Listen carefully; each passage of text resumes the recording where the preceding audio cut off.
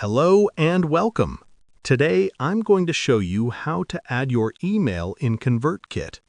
If you want to follow along, there's a link in the description where you can sign up for a free trial or log into your account.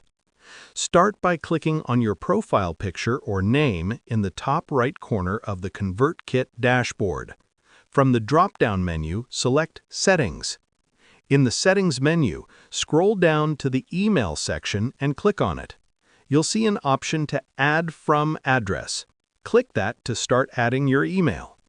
First, enter your name. This will appear in the From field when you send emails. Then enter the email address you want to use. After entering your details, click Add Email to save it.